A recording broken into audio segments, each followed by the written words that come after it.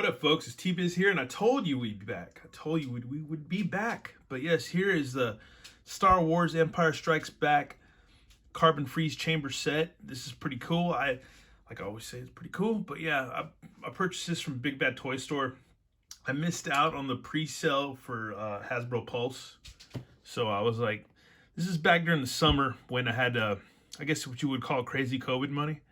And not stimulus, but other than that, but yeah, just from work and stuff. And I was just going crazy because I thought I was a rich man. Thought I was an oil man from Texas back in the day, you know. And so I purchased this thing, and I thought, hey, for like 50 so odd bucks or 60 or so, it'd be pretty cool, and you could, you know, recreate some of the awesome moments from Empire Strikes Back.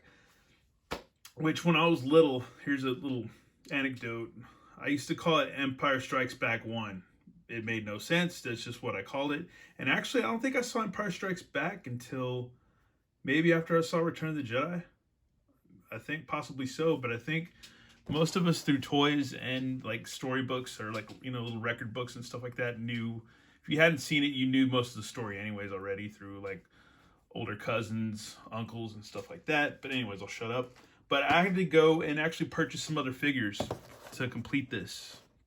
I found a lot of these for pretty cheap price. I was trying to save some money, but yeah, got the Saga version of Chewbacca and 3PO, C3PO. Found some Ugnaughts, and I hadn't realized until this thing came out how expensive Ugnaughts are. You can buy vintage Ugnaughts for way cheaper. These were a reasonable price. I think the legacy versions go for about 80 to 90 bucks, somewhere around there.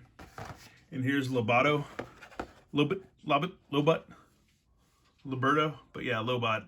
I like Lobot. As a kid, I thought whatever, but as I've gotten older, I think he's one of the cooler characters, especially in the Lando comic. I thought he was portrayed very well in that comic. I thought he was cool. Gave us a different look at Lobot, but this is actually from my personal collection that I actually got from my buddy Chef Dan years ago, and bought this recently, this Boba Fett, from somebody about, actually, I guess 30 or so miles away from where I grew up. So yeah, or actually the town I grew up in, which is in Georgetown. But yeah, anyway, so I got that really quick. Only took a couple days to get here. And then I had this. I bought the Bespin Guard for, look, it's got a KB toy tag on it with $4.99. But yeah, I had this actually in one of my totes. Since I've been cleaning up, I ran into that guy. And I don't know if they've made a vintage collection Bespin Guard yet, but I think they are pretty soon because they show them on the box. But anyways, and then I purchased this recently too. Wasn't too expensive, but yeah, the Bespin Luke. I think this might be a different version from the second wave of vintage collection figures. Might be wrong though, but yeah. We're gonna go ahead and get this going. We're gonna crack open the contents of the box and just, yeah, see what's up. Here's all the contents inside. I'm going to, yeah, have to rip all this stuff out. Looks like we get a decent stormtrooper in here, and I have some loose stormtroopers that I was going to use for this too. Some that weren't Power of the Force, and I think were more from the Rebels line, but I believe this is one of the super articulated, like vintage collection style stormtroopers. And yeah, I'll go ahead and get this thing together. Kind of inspecting what we have right here before so, but yeah, this is pretty cool. Nice little orange translucent effect right there, especially if you had some light coming from up there. And I wish I had one of my girlfriend's fog machines, because that would be really cool too. Some posts, bag of posts that are really well sculpted, and another platform, and another piece with the translucent orange on there. So yeah, that's awesome. That's really awesome. And the carbon freeze chamber, and this other part, which is, I believe, the base, and carbon freeze hand, which I do have. I gotta find him. He's somewhere tucked under my bed though. But yeah, I do have the carbon freeze hand from actually from the Jabba's playset. So we'll actually have that for this too. And I bought a Lando, which I forgot because they're all fell under my bed. But yeah, I'll grab them. We'll get this together and we'll get it going. All right. As I was inserting these awesome looking sculpted posts into their holes into the base, yeah, I've noticed they look really, I like the way these posts look. It gives it a really good feel of the of the carbon freeze chamber to the gantry area. So yeah, really, really neat. Really just gives it that old, for me, that vintage Star Wars vibe. I think, you know, it could be whatever, but yeah, I think so too. And the details on the sides of the platforms.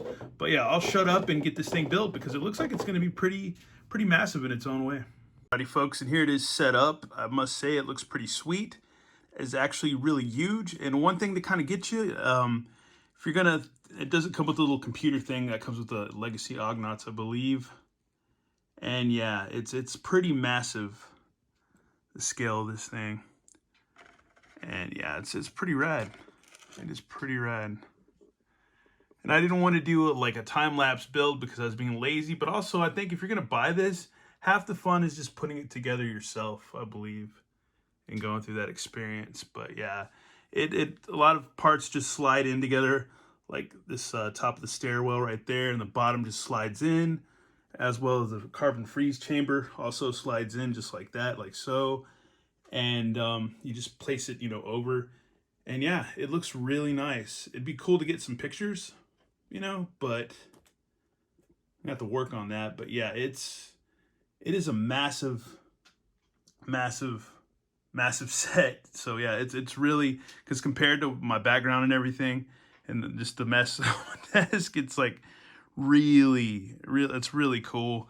And it just, you get that iconic look from Empire Strikes Back right there. That's just really, really rad, and just a nice setup. So hope this gives you an idea of everything. And also, yeah, the carbon freeze does work, but you gotta, with the risk of making the figures fall over, you just have to, oh, give me a second. But yeah, here we go. Whoops. Movie magic here, movie magic, people. But yeah, you just go, yep, you just click it over like that. Goes up and down. Not the smoothest little, you know, gimmick, but it works. And Chewie can get back up here with the gang and stuff, and hopefully not fall down again, because he's being weighed by 3PO. Oh, and there goes Lando. But anyways, I just wanted to put this together and share it because I think it's an awesome set. I think it's really worth it. It is a bit pricey, but I don't know, it kind of also made me think too, why didn't they make these back in the day? I know you could get the micro sets, which we had, my cousins had and stuff back in the day, but yeah, this is really cool. And if they add another piece to it, or if they added more, that would be insane. Just think of what you could build. It'd be nuts. It'd be really, really nuts. But anyways, thanks for watching, y'all, and have a good one. And may the force be with you. All right, later.